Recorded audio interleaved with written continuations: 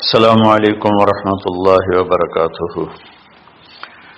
الحمد للہ الذی بیدہ الملک وهو علی کل شیء قدیر، هو الاول والآخر والظاہر والباطن وهو بكل شیء علیم، واشهد ان لا الہ الا اللہ وحدہ لا شریک لہ، واشهد ان سیدنا ومولانا محمدا عبدہ ورسولہ، ارسلہ بالحق بشیرا ونذیرا وداعیا الی اللہ بإذنہ وسراجا منیرا، صلی اللہ تعالی علیہ وعلی آلہ وعلی اصحابہ وبارک وسلم تسلیما کثیرا کثیرا، اما بعد فاعوذ باللہ من الشیطان الرجیم، بسم اللہ الرحمن الرحیم۔ ان ابراہیم کان امۃ قانتا حنیفا للہ ولم یک من المشرکین شاکرا لانعمہ اجتباہ وہداہ الی صراط مستقیم، ثم اوحینا الیک ان اتبع ملۃ ابراہیم۔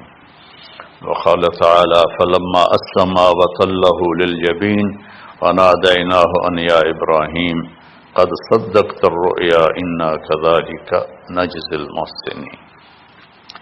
میرے محترم بھائیوں بہنوں، میرے عزیزوں، بچے بچیوں، پوری دنیا کے انسانوں، اللہ کرے میرا پیغام پوری دنیا میں پہنچے، مسلم بھی سنیں، نان مسلم بھی سنیں، کہ اچھی بات تو لینی چاہیے جہاں سے بھی ہو۔ عید قربان جس کو ہم کہتے ہیں وہ قریب ہے، 5 دن 6 دن باقی ہیں۔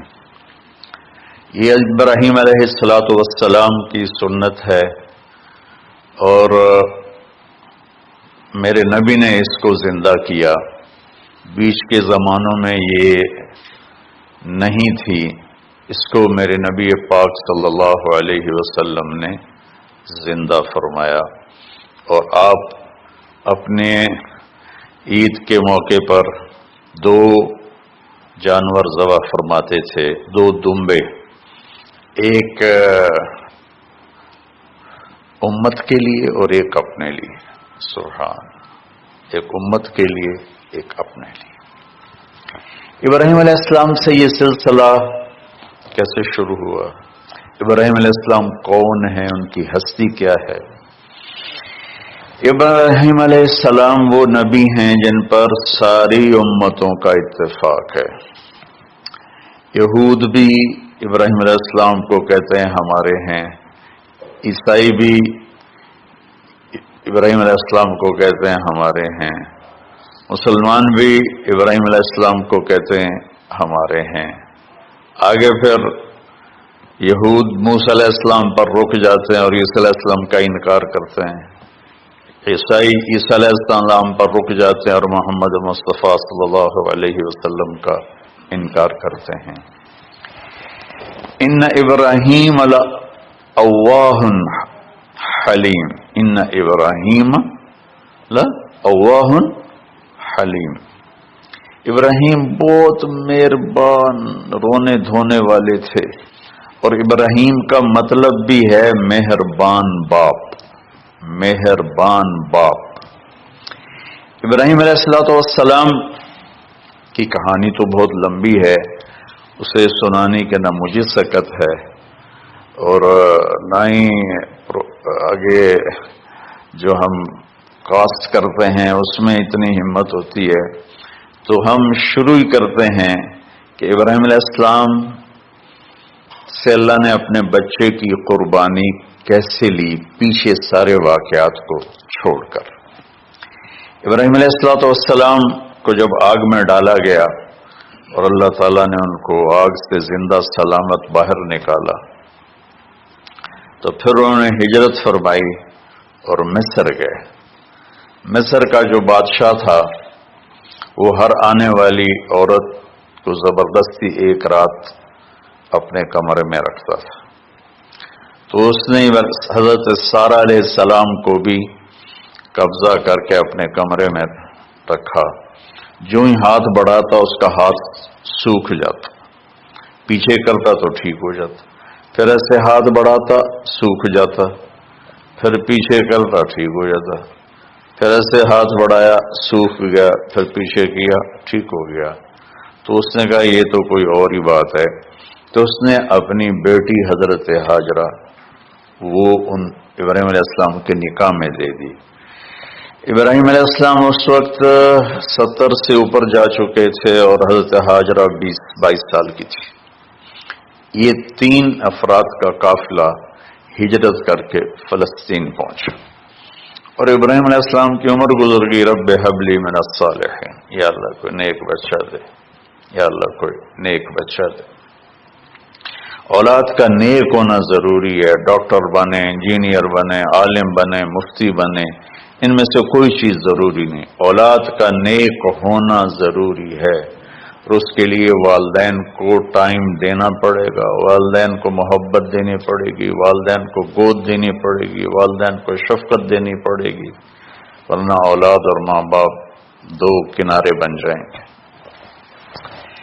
کچھ تقریباً 84 سال کی عمر میں اللہ تعالیٰ نے حضرت ہاجرہ سے بیٹا دیا، سارہ کی بجائے ہاجرہ سے بیٹا دیا۔ حضرت اللہ کی حکمت تھی، اللہ بھی یہی چاہ رہے تھے، تو حضرت سارہ کو بڑی تکلیف ہونے لگی، کہنے کہ اس بچے کو مجھ سے دور کرو، اس بچے کو مجھ سے دور کرو، میں دیکھ نہیں سکتی۔ تو جبریل آئے کہ اللہ تعالیٰ بھی فرما رہے ہیں کہ اسے یہاں سے دور کرو۔ کہ کہاں لے جاؤں؟ کہ یہ ہم بتائیں گے کہاں لے جانا ہے۔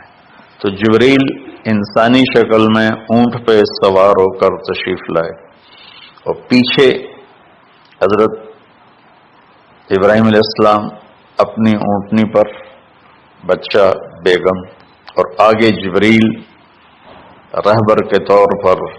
فلسطین سرسبز ہے، کہیں خشک ہے، لیکن پانی ہے، اچھی آبادی ہے۔ چلتے چلتے چلتے چلتے 1 مہینہ کا سفر کرنے کے بعد جب وہ علاقہ شروع ہوا جہاں کالے پہاڑ، کالے پتھر، کوئی پتا نہیں سبزے کا اور کوئی نشان نہیں پانی کا، وہاں سے چلتے چلتے چلتے 4 پہاڑوں کے اندر ایک وادی سی آئی۔ جب وہاں پہنچے تو جبریل کہنے لگے اللہ کے نبی یہاں ہاجرہ اور اسماعیل کو چھوڑ دیں۔ جب وہ آگ میں جا رہے تھے نا ابراہیم علیہ السلام، تو ایک لفظ نہیں بولے، بلکہ کہا حسبی اللہ ونعم الوکیل۔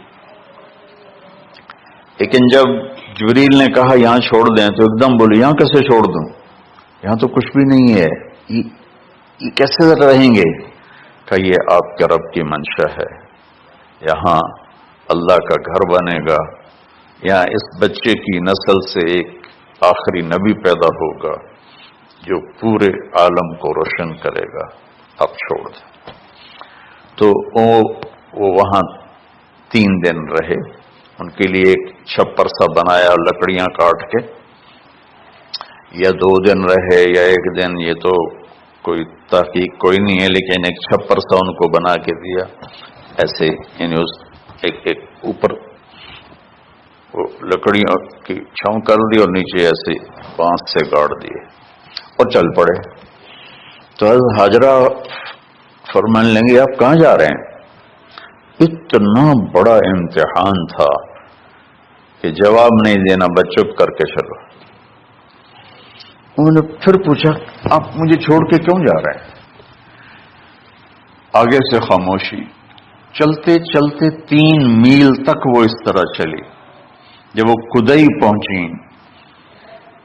تو اس وقت ان کو خیال آیا یہ اللہ کے نبی ہیں، کہیں ان کو اللہ نے نہ کہا۔ تو ان کا اللہ امرک، کیا آپ کو اللہ نے کہا کہ مجھے چھوڑ دیں؟ کہنے لگے ہاں، کیوں کیا؟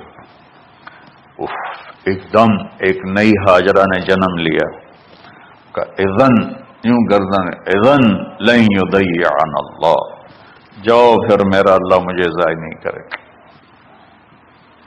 ابراہیم علیہ السلام بوجھل دل کے ساتھ پیدل چل رہے تھے دونوں میاں بیوی، اونٹنی پہ سوار ہوئے، اور وہ اپنے بچے کو گود میں لے کر ایسے کھڑی ان کو دیکھ رہے تھے. یہ کوئی مہینے کے لیے نہیں جا رہے تھے، پتہ نہیں ہے کب واپس آئیں. اج دے وچھڑے قد ملن گے، جانے رب رحمان. دیکھتی رہیں. تو انہیں ایسے پہاڑی کے اوپر چڑھے کہ اونٹ نیچے اتری، تو پھر انہوں نے منہ موڑا اور واپس اس وادی کی طرف چلی. کیا وقت تھا، صبح تھی، شام تھی. جو ابراہیم علیہ السلام غائب ہوئے تو ایک دم آپ نے اونٹنی کا منہ موڑا ادھر ہی اور کہا ربنا انی اسکنت من ذریتی بواد غیر ذی زرع ربنا لیقیموا الصلاۃ. کیا طرز ہے. آپ اندازہ لگاؤ، ایک آدمی کو 84 سال کی عمر میں بیٹا ملے اور پھر اسے ایسے جنگل بیابان میں چھوڑ دیا جائے، تو ان کے دل پہ کیا بیت رہی ہوگی. یہ اس دعا میں وہ درد ہے جو میرے بھی آنسو نکل رہے ہیں. ان کو 3 دفعہ قصہ سنا چکا. اے اللہ، تیرے ہی کہنے پر تو جو میرا رب ہے، یا اللہ نہیں کہا، اللہم نہیں کہا، ربنا. یا اللہ تو مہربان ہے، اس میں بھی کوئی تیری مہربانی ہوگی، تیری محبت ہوگی، تیری شفقت ہوگی. انی اسکنت من ذریتی، میں نے چھوڑ دیا اپنی اولاد کو.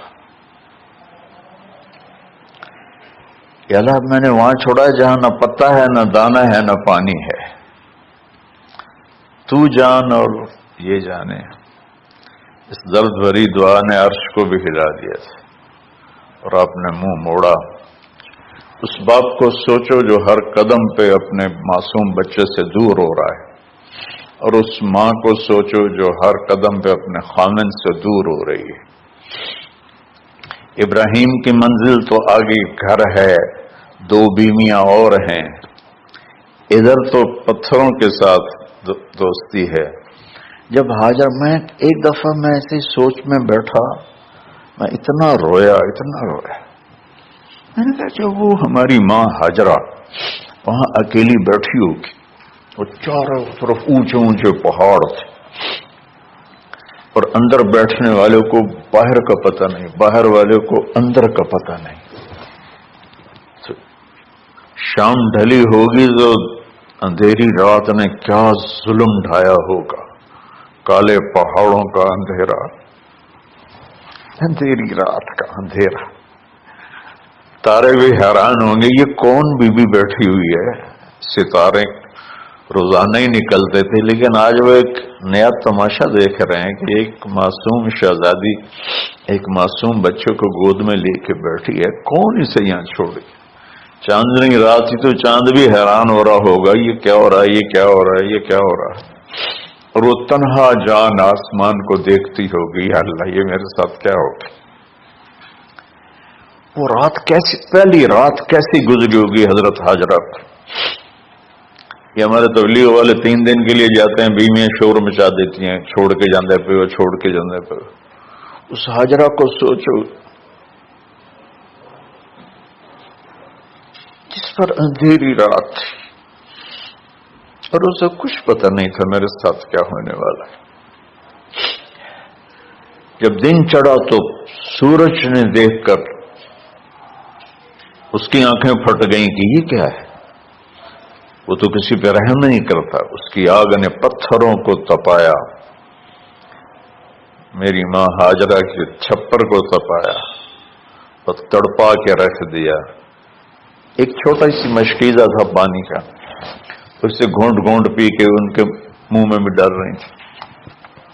اس مشکیزے پر 3 دن گزرے، پانی ختم ہو. ہم 92 کے حج میں پھنس گئے. مزدلفہ سے پہلے تو ہماری بس میں پانی کوئی نہیں تھا. جو اس وقت ہمارا حال ہو، ہمیں پتا تھا 2-4 گھنٹے کے بعد پانی ہے، لیکن جو اس وقت بچے بھی تھے، چیخ و پکار تھی۔ ہاجرہ کی چیخیں کون سن رہا تھا؟ اور ادھر اسماعیل کی دھاڑ دھاڑ شروع ہو گئی، پیاس کی وجہ سے، بھوک کی وجہ سے۔ بے بس ماں دیکھ رہی ہے، میں کیا کروں؟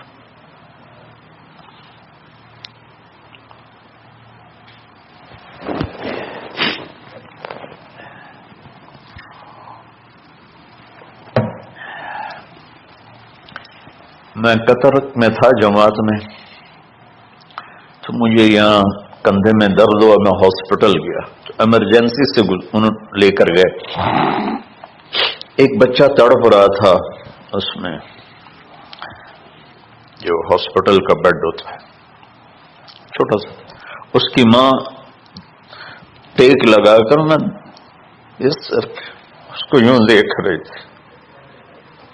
مجھے نہیں پتا وہ کون ہے، مجھے نہیں پتا اس بچے کو کیا ہے، لیکن آپ یقین مانیں یہ جو میرے آنسو ہیں اس عورت کی وجہ سے، کہ جس خاموش ساز خاموش فریاد سے معمور ہے ہم، نالا اگر لب پہ آتا ہے تو مجبور ہیں ہم۔ جس طرح وہ ماں ساز خاموش تھی اور اس کے چہرے پر درد پکار رہا تھا، میں صرف ایسے گزرتے گزرتے اس کو دیکھا اور میں آج رو رہا ہوں 15 سال کا قصہ یاد کر کے۔ تو ہاجرہ کے چہرے کو کون پڑھنے والا تھا؟ کون سی ایمرجنسی وارڈ میں بیٹھی تھی؟ کون اس کے لیے کہہ رہا تھا میں پانی لاتا ہوں، کھانا لاتا ہوں؟ موت تھی، دونوں ماں بیٹی تھی۔ تو یہ بے قراری میں صفا مروہ کی دوڑ لگائی، انہیں پتا تھا کچھ نہیں ہے۔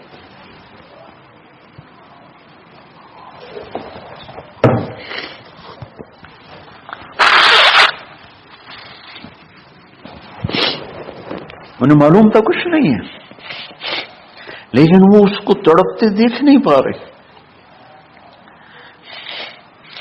تو بھاگی، صفا پہ چڑھی،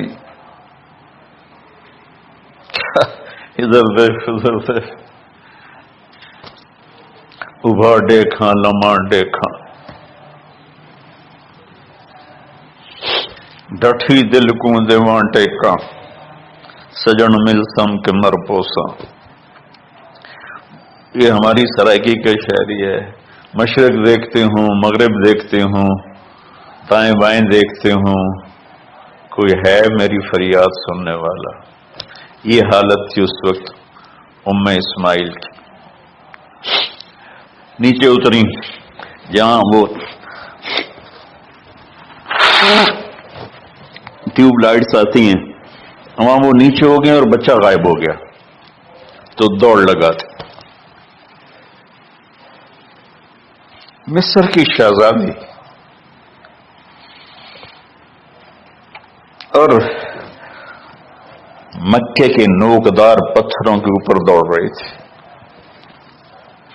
جب بچہ نظر آیا پھر آہستہ اٹھی، پھر مروہ پہ چڑھی، پھر صفا پہ چڑھی، پھر مروہ پہ چڑھی، پھر صفا۔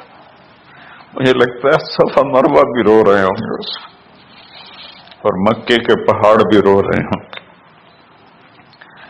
سورج بھی اس وقت رو رہا ہوگا۔ آخر وہ مروہ پہ تھک کے گر گئی۔ یہ نہیں کہ انہیں 7 چکر لگانے تھے، 7ویں چکر کے بعد ان کی ہمت جواب دے گئی، وہ گر گئیں اور ان کا جینا چاہا کہ میں بچے کو اپنے سامنے مرتا دیکھوں، اس لیے وہیں گر گئیں کہ میں اتنے مر جاؤں گا اتنے مر جاؤں۔ پھر ایسے حسرت بھری نظروں سے یوں دیکھا، مر گیا کہ نہیں، تو وہاں ایک آدمی کھڑا تھا۔ پھر مردہ جسم میں پھر جان آ گئی، پھر انہوں نے اپنے آپ کو اٹھایا اور دوڑ لگائی۔ پہنچی تو آدمی غائب تھا، ایڑیوں سے پانی نکل رہا تھا۔ اتنے چکر کیوں لگوائے، پہلے ہی نکال دیتا۔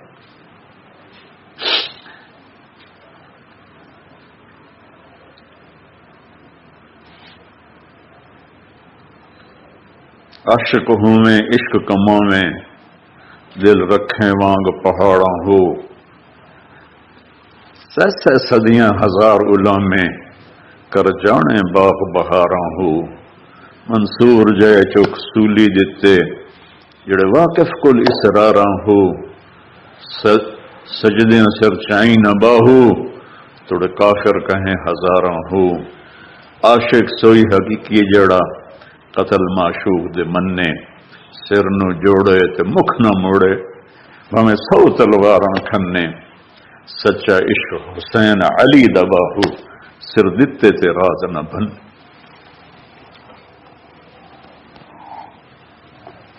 کوئی ابراہیم کا گلہ نہیں شکوہ نہیں. یہ 7 چکر اور تڑپ اور درد، اس کے بعد پانی کیوں نکالا؟ پہلے کیوں نہیں نکالا؟ کہ عشق کا راستہ ہی ہے. میرے گھر کے راستے میں کوئی کہکشاں نہیں ہے. راستہ عشق اشکا سے. اشکا کہتے ہیں آکاش بیل جو درخت کو چمڑ جاتی پیلی، تو وہ درخت اس کا ایسا عاشق ہوتا ہے سب کچھ اس کو کھلا کے خود خوش ہو کے جل کے بالن بن جاتا ہے. اس سے اشکا ہے کہ عشق ایسی چیز ہے. عشق تے آتش دوہیں برابر اتے عشق دا تاؤ تے کھیڑا. آتش ساڑے کخت کا نیرا عشق ساڑے دل جیڑا. خواجہ غلام فرید صاحب کی شاعری سنا رہا ہوں کہ عشق میں بھی آ گیا اور لکڑی میں بھی آ گئی.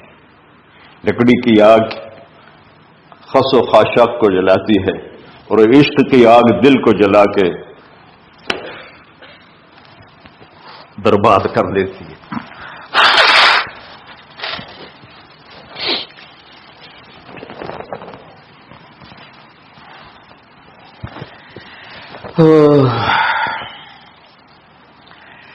یہ دنیا میرے بھائی بہنوں امتحان کی جگہ ہے. ہم اسے جنت بنانا چاہتے ہیں. ہم یہاں اپنی مرضیاں پوری کرنا چاہتے ہیں. اللہ کی قسم، اللہ کی قسم، اللہ کی قسم، جس نے اپنی مرضی پہ چلنا شروع کیا وہ تباہ ہو گیا. جو اللہ رسول کی غلامی کے دائرے میں آیا وہ کامیاب ہو گیا. دیکھا تو پانی ابل رہا ہے، ابل رہا ہے، ابل رہا ہے، فوارے مار رہا ہے. تو اس وقت عبرانی لینگویج تھی تو ان کا زمزم زمزم، ٹھہر جا ٹھہر جا ٹھہر جا. وہ نیچے زور، اللہ کو بھی یہی منظور تھا، وہ نیچے زور. میرے نبی نے فرمایا اگر میری ماں زمزم نہ کہتی تو پورے عرب کو یہ پانی سیراب کر دیتا. اور آپ حیران ہوں گے آج کل تو بہت زیادہ ایڈوانس ہے سائنس. تو سعودی گورنمنٹ نے کہ یہ اس کا سورس کیا ہے، یہ پانی کہاں سے آ رہا ہے. طائف تک ساری زمین کو کھنگالا، کوئی اس کا پیچھے سے لنک نہیں ہے. کہیں چشمہ ہوتا ہے نا تو پیچھے لنک ہوتا ہے، کہیں سے پانی نکل ہوتا ہے پیچھے سے لنک ہوتا ہے. زمزم کا کوئی لنک نہیں. جو ہی موٹر چلاتے ہیں تو 8-9 جھرنے ہیں سوراخ، وہاں سے پانی ابل ابل کے آنا شروع ہو جاتا. اور جو ہی موٹر بند کرتے تو وہ جھرنوں کا پانی بند ہو جاتا. اس میں نہ مچھر ہے، نہ اس میں کوئی کیڑا ہے، نہ کوئی مکوڑا ہے. پاک صاف پانی. زمزم زمزم.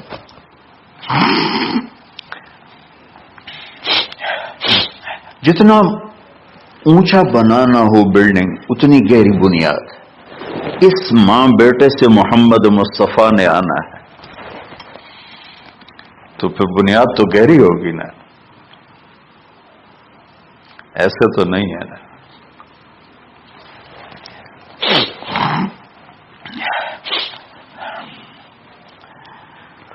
تو چونکہ محمد مصطفیٰ صلی اللہ علیہ وسلم کو اس بچے اور اس ماں سے اللہ نے وجود دینا، پیچھے ابراہیم والد ہیں دینا. ابراہیم علیہ السلام کی نسل میں 4000 انبیاء آئے، بنو اسرائیل میں 4000، اور حضرت اسماعیل علیہ السلام کا ایک ہی جو 1.25 لاکھ پہ بھاری نہیں ہے بلکہ کل کائنات پہ بھاری ہے اللہ کے بعد. تو اس لیے پسائی ہوئی یہ جو بناتے ہیں اپنی باڈیز، وہ اپنی کتنی پسائی کرتے ہیں، وزن اٹھاؤ، دوڑو، وہ کیا کیا اپنے آپ کو مشقت میں ڈالتے ہیں، تب جا کے وزن وہ نکھر کے آتے ہیں۔ یہاں کوئی آبادی نہیں تھی، یمن سے لوگ جاتے تھے شام تجارت کے لیے، تو قبیلہ جرہم کا گزر تھا، پانی نہیں تھا، تو وہ پانی کی تلاش میں تھے، انہوں نے پرندے دیکھے، وہ کہنے کہ پرندے تو پانی پر آتے ہیں، انہوں نے 2 آدمی بھیجے، آگے دیکھا ایک خاتون، ایک بچہ اور کنواں تو نہیں تھا، پانی چشمہ، تو وہ سارے آئے اور کہا کہ بہن ہم یہاں ٹھہر جائیں، کہا ٹھہرو لیکن پانی میرا، ان کا ٹھیک ہے پانی آپ کا ہے۔ تو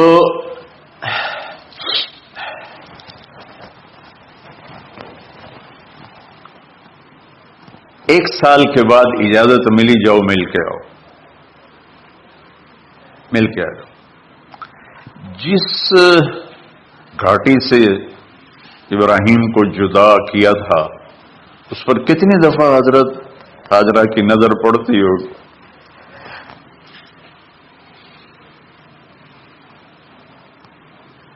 اگر آپ اس کو فیل کریں تو یہ قصہ بیان ہی نہیں ہو سکتا، بس رونا ہی پڑے گا۔ اور خاص طور پر آج کے دور میں جب کوئی اللہ کو کی ماننے کے لیے تیار ہی نہیں ہے، کوئی جہنم سے ڈرنے کے لیے تیار نہیں، کوئی جنت کی طلبگار نہیں۔ 1 سال کے بعد اونٹنی کا سر نظر آیا تو دل اچھل کے آسمان کو جا لگا کہ میری آنکھوں کی ٹھنڈک آ گئی، میرے سر کا سایہ آ گیا، میرے بیٹے کی چھاؤں آیا۔ وہ اونٹنی بٹھائی، کہا تشریف لائیے، کہنے کے اترنے کا حکم نہیں ہے، صرف ملاقات۔ نہ آتے صبر آیا ہوا تھا، صبر توڑ کے پھر جا رہے ہیں، تو اف نہیں کی، آہ نہ کر لبوں کو سی، زخم پہ زخم کھا کے جی، اپنے جگر کا لہو پی، آہ نہ کر لبوں کو سی، عشق ہے دل لگی نہیں، سینے پہ تیر کھائے جا، آگے قدم بڑھائے جا، یعنی زبان حال سے کہہ دے اس کے ہاں ستائے جا۔ کوئی شکوہ گلا نہیں ہے، یہ کیا ملنا ہے، نہ آتے وہیں بیٹھے رہتے، کہنے لگے اچھا بچہ گود میں دے دوں، سینے سے لگا پیار کی، بہتے آنسو بچے کے رخسار پہ گرے، بچوں کو پتہ نہیں کون ہے، کہنے لگی اجازت ہے آپ کا سر دھو دوں، منہ دھو دوں، پاؤں دھو دوں، ہاتھ دھو دوں، یہ پانی پاک ملا ہے، ٹھیک ہے واپس۔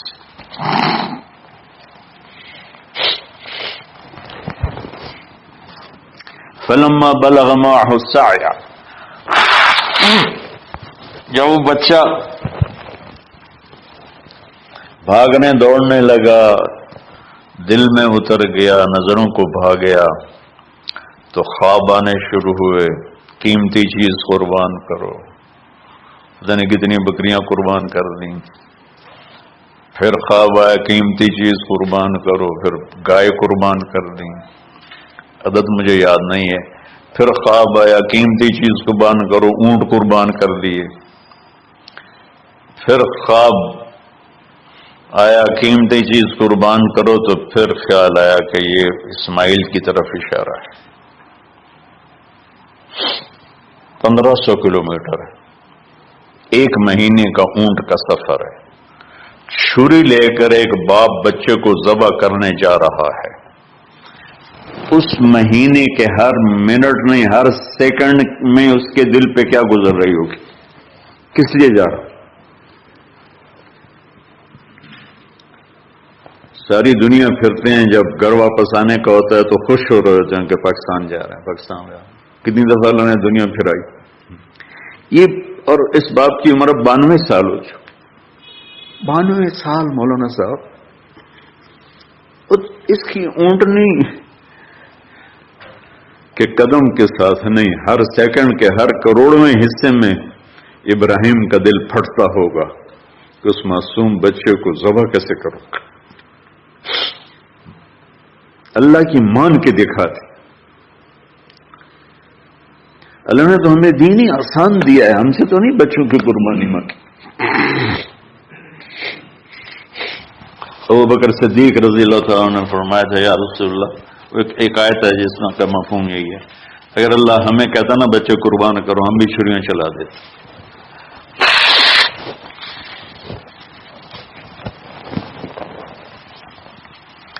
تو میں اس تصور میں جب ڈوبتا ہوں میں رونا شروع کر دیتا.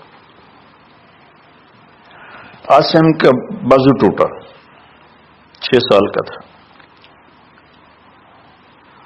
اس کو جوڑ رہے تھے تو اس کی چیخیں نہیں کر رہی تھی. میں باہر نکل گیا، مجھ سے چیخیں سنی نہیں گئی، حالانکہ اس کا علاج کرنے کے لیے کر رہے تھے. اور یہ 92 سال کی ہستی بڑھاپے میں 1 مہینے کی اذیت برداشت کرتے ہوئے جا رہے ہیں کہ بیٹا ذبح کرنا ہے، بیٹا ذبح کرنا ہے، بیٹا ذبح کرنا ہے.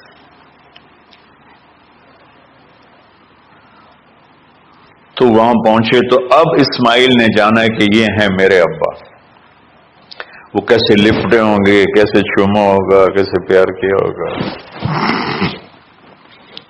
یہ بیوی کا آپس میں مجھے نہیں پتا کہ کتنے عرصے بعد دونوں نے ایک قدم اٹھایا، لیکن کہا کہ بچوں کو تیار کرو، میں اس کو سیر کرانے لے جا رہا ہوں. بڑی خوش ہوئی ماں بھی، بچہ بھی اچھل رہا ہے. اور لے کے پہنچے جمرہ کبریٰ پر، جو شیطان کو 3 جگہ مارتے ہیں، تو آخری جگہ وہاں اس وقت ایک تنگ سی جگہ تھی پہاڑوں میں گھری ہوئی. وہاں پہنچے تو کہتے ہیں یا بنیا انی، کچھ شک شبہ والی بات نہیں ہے، ارا فی المنام انی اذبحک، میں نے تمہیں ذبح کرنا ہی ہے. انی میں نے تمہیں ذبح کرنا ہے. فانظر ماذا ترى، تیری رائے کیا ہے؟ قربان جو اس ماں پہ جس نے 7-8 سال کے بچوں کو کیا تربیت دی. یا ابت افعل ما تؤمر، یعنی یا ابت افعل، بیچ میں کوئی حرف نہیں، کوئی عطف نہیں. یا ابت افعل بما تؤمر ستجدنی انشاء اللہ من الصابرین. اس عمر میں اپنی قربانی کو اللہ کے ساتھ جوڑا.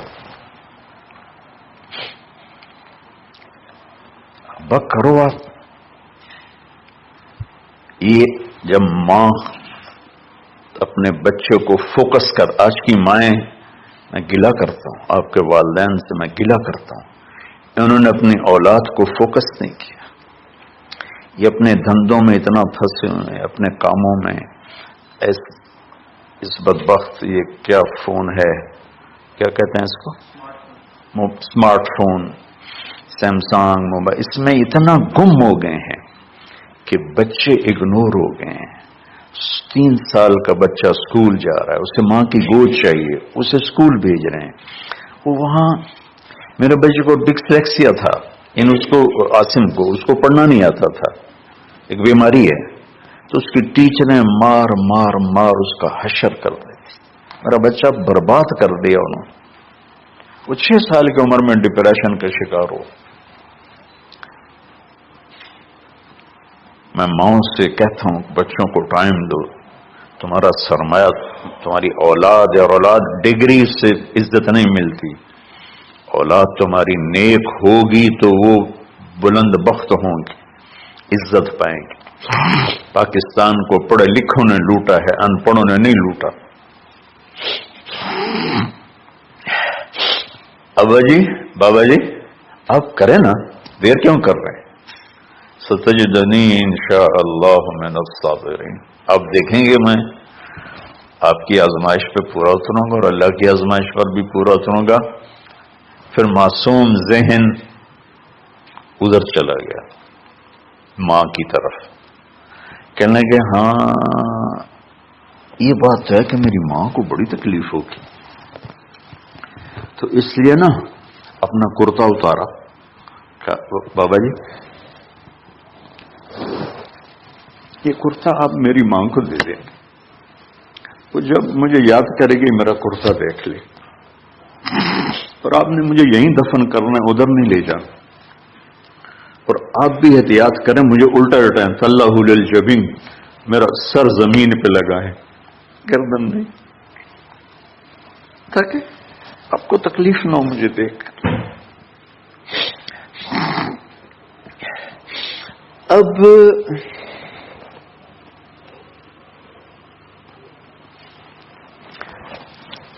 میں تو مرغی ذبح ہو رہی ہوں نا تو اس کو تڑپتے نہیں دیکھ سکتا۔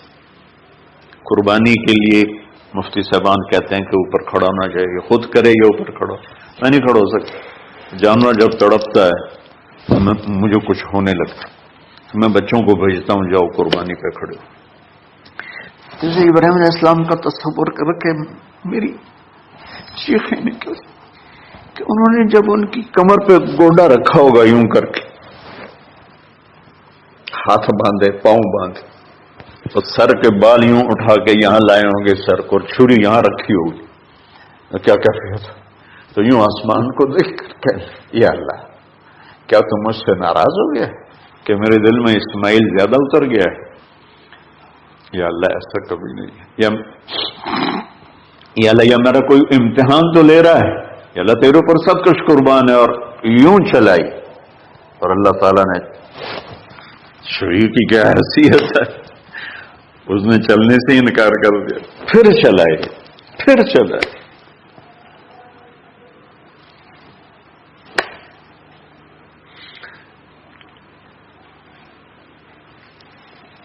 بعضی کتابوں میں ہے تو صحیح، لیکن روایت کی کتنی حیثیت ہے وہ تو مجھے نہیں پتا، لیکن چونکہ یہ ایک تاریخی چیز ہے کہی جا سکتی ہے۔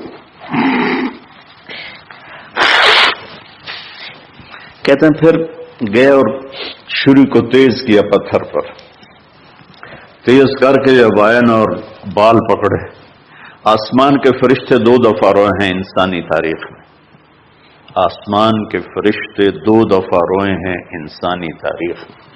ایک جب ابراہیم علیہ السلام نے ان کی کمر پہ اپنا گھٹنا رکھا کہ سر کے بال پکڑ اور چھری پکڑ کے یہ کہا یا اللہ تم مجھ سے ناراض ہو، تو آسمان کے فرشتوں کی چیخیں نکل گئی۔ اور ایک جب اللہ کے نبی کو طائف میں پتھر پڑے تو اللہ من یشکو الیک ضعف قوت، تو آسمان کے فرشتوں کی چیخیں نکل گئی۔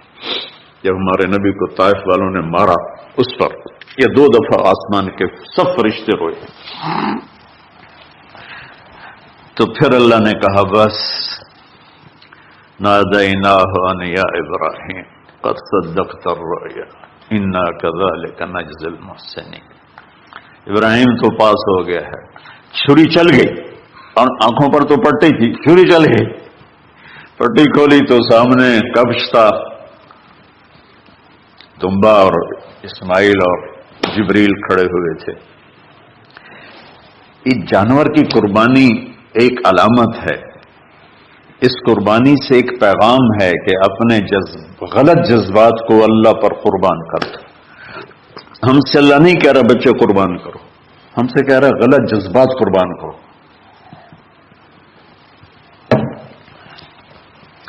ہم سے اللہ کہہ رہا ہے اپنے جذبات کو دبا دو جو تمہیں اللہ اس کے رسول سے دور کرتے ہیں، ان پر چھری چلو، جو اللہ اس کا محبوب کہتا ہے ان کو کرنے کے لیے بھی اپنے جذبات پہ چھری چلاؤ۔ سچ بولنے کے لیے چھری چلانی ہے تو چلاؤ اپنے جذبوں پر، اب اس کو پھیلا دو۔ ساری شریعت میں اللہ نے جو احل حلالا، جو اس نے کہا ہے یہ کرنا ہے، اس کے لیے اپنے جذبات قربان کر دو۔ وحرم حراما، اور جو کہتا ہے نہیں کرنا، اس کو چھوڑنے کے لیے اپنے جذبات قربان کر دو۔ تو یہ ہے قربانی کی اصل حقیقت. جانور دمبے ذبح کرنا تو اس کی ایک علامت ہے، اس کی ایک علامت ہے کہ ہم میرے نبی نے حج پر 63 اونٹ ذبح کی، اپنے ہاتھ سے ذبح کی، باقی 37 حضرت علی رضی اللہ تعالیٰ علیہ السلام نے ذبح کی. تو بھائیو، قربانی کی اصل یہ ہے کہ ہم اللہ اس کے رسول پر اپنے جذبوں کو قربان کر رہے ہیں، اپنے جذبوں کو قربان کر رہے ہیں. مولانا ابوالکلام آزاد رحمۃ اللہ علیہ کا میں مضمون پڑھ رہا تھا اسی قربانی پر، تو انہوں نے فرمایا، انہوں نے لکھا، وہ خطابت اور قلم کے تو بادشاہ تھے، واقعی وہ ابوالکلام تھے. انہوں نے لکھا کہ اللہ نے چھری کے لیے چلنا طے کیا ہوا تھا، اللہ نے چھری کے لیے چلنا طے کیا ہوا تھا. جب اسماعیل کو لٹایا گیا تو اسماعیل کو کھینچ لیا، چھری کو روک دیا. جب میرے نبی کے والد کو حضرت عبد المطلب جب زمزم کا کنواں کھود رہے تھے تو باپ بیٹا تھے حارث اور عبد المطلب، تو تھک کر کے ایک دن کہنے لگے، یا اللہ اگر تو مجھے 10 بیٹے دے گا نا تو میں ایک تیرے نام پہ قربان کروں گا. اللہ نے 15 دے دیے. جو سارے جوان ہو گئے ان کو اکٹھا کیا، بچوں میں نے تو منت مانی تھی. تو انہوں نے کہا، ابا جان آپ جس پہ ہاتھ رکھیں گے ہم تیار ہیں. کیا اطاعت ہے. تو کہنے لگے نہیں، میں قرعہ ڈالوں گا، جو اس زمانے کا طریقہ تھا وہ تیروں کے ساتھ. تو حضرت عبداللہ کا قرعہ نکل آیا. حضرت عبداللہ سب سے زیادہ محبوب، تو انہوں نے ہاتھ پکڑا، چھرا اٹھایا. عمر بن عاص رضی اللہ عنہ کے والد عاص بن وائل ایک بہت بڑا کام کر گیا، وہ سامنے آ کے کھڑا ہو گیا. کہنے لگا یہ کام نہیں ہوگا. انہوں نے کہا یہ سردار کا بول ہے، کہا آگے بھی سردار کھڑا ہوا ہے، میں یہ ظلم نہیں ہونے دوں گا. سارے مکے والے اس کے ساتھ ہو گئے، عبد المطلب اکیلی رہ گئی. انہوں نے کہا وہ جو ہے نا قطبہ کاہنہ نجران میں، وہ جو فیصلہ کرے گی یا عثفان میں وہ مانوں گا. کہا چلو. تو عثفان یا نجران گئے قریش مکہ کے سردار.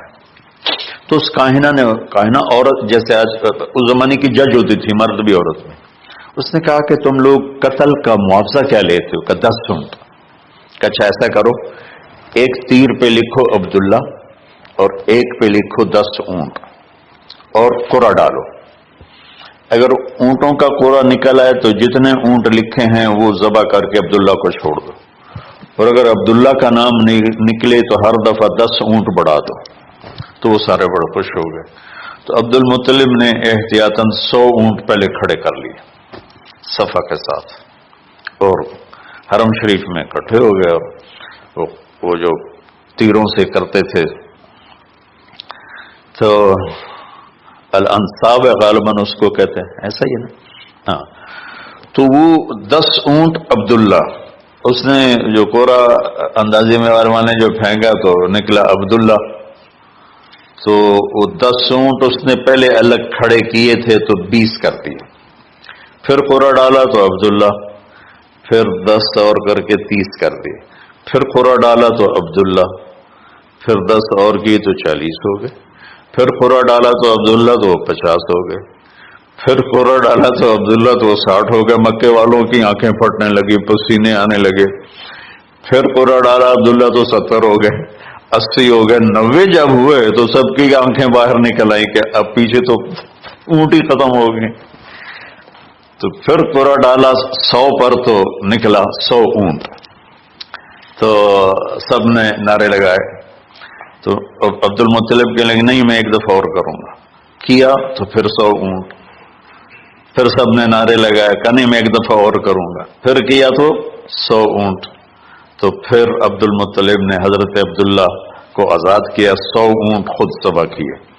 تو ابوالکلام آزاد رحمۃ اللہ علیہ فرماتے ہیں دوسری دفعہ وہ چھری چلنے لگی حضرت عبداللہ پر. ایک واقعہ بھی اس کے ساتھ عجیب ہے.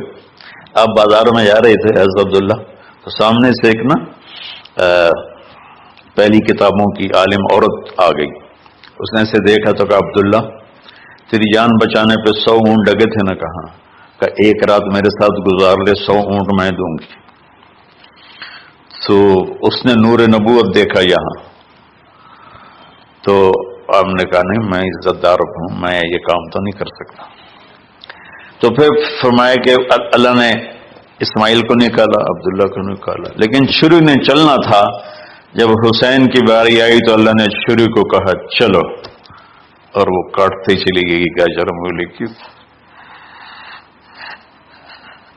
میرے نبی کی ساری نسل زبا. کتنا کہا اذکرکم فی اہل بیت، اذکرکم فی اہل بیت، اذکرکم فی اہل بیت. صرف 60 سال بعد امت نے 89 سمیت 72 انسان ذبح کر دی. ان کے جنازے بھی نہ پڑھنے تھے.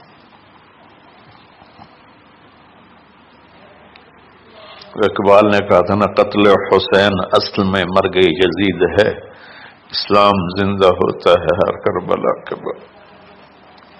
اللہ سے محبت کرو، اللہ کے نبی سے محبت کرو، اللہ کے نبی کے گھرانے سے محبت کرو، اللہ کے نبی کے صحابہ سے محبت کرو، اللہ کے نیک بندوں سے محبت کرو. عید قربان کا فلسفہ ہے اللہ اس کے رسول کی اطاعت پہ قربان ہو جانا. عید قربان کا فلسفہ ہے اللہ اس کے رسول کی اطاعت میں اپنے جذبات پہ چھری چلا دینا. عید قربان کا فلسفہ ہے اللہ اس کے رسول کی اطاعت کے سامنے گردن کو جھکا دینا، اور اس کے لیے جس بھی کڑے امتحان سے گزرنا. ہم اللہ نہ کرے ہم امتحان نہیں مانگتے، یا اللہ نہیں مانگتے، یا اللہ نہیں مانگتے. عافیت مانگ، عافیت مانگ. تو میرے بھائی بہنوں، ہم اللہ کی بارگاہ میں جھکے، ہم اللہ کی بارگاہ میں جھکے، اس کے رسول کی بارگاہ میں جھکے، تاکہ ہمارا یہ جہان بنے وہ جہان بنے.